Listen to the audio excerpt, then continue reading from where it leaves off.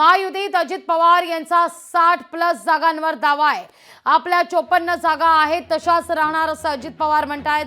काँग्रेसचे 4 आमदार सोबत असल्याचा अजितदादा दावा करतायत। यामध्ये हिरामण खोसकर, झिशान सिद्दीकी, सुलभा खोटके आणि श्यामसुंदर शिंदे आपल्या सोबत आहेत असं अजित पवार यांचं म्हणणं आहे। अपक्ष आमदार देवेंद्र भुयार आणि संजय मामा शिंदे देखील राष्ट्रवादी सोबत असल्याचं अजित पवार यांचं विधान आहे। या चर्चेनंतर राहिलेले मतदारसंघ कळवणार असल्याचं देखील अजित पवार आश्वस्त करतायत।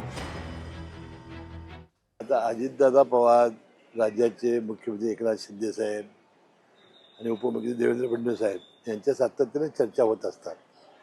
त्या चर्चेची काही मला माहिती नाही। ज्यावरती अजितदादा यांनी सांगितलं असेल 60 जागा, तर त्यांना तसे संकेत प्राप्त झाले असतील। आपल्याकडं राष्ट्रवादीचे 2, शिवसेनेचे 2, भारतीय जनता पक्ष, काँग्रेस,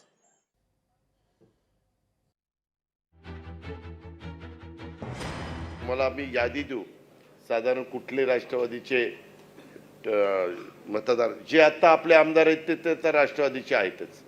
त्याच्यावर तिथं तर करायला जवळपास 60 जागा ज्या आहेत ते तर कार्यक्रम तुम्हाला करायला काय हरकत नाही। नेहमी आपण आलेलो 54, त्यानंतर ते 2 देवेंद्र आणि संजय मामा, 56 आणि 4 काँग्रेसचे आपल्याबरोबर आहेत, खोडकेताई, हिरामण, त्याच्यामध्ये जिशान, असे आपले मतदारसंघ आहेत।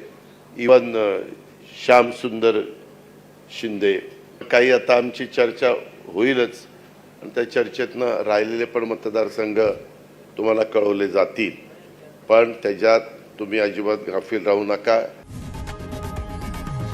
लोकशाही मराठी ऐका, पहा, जागरूक रहा।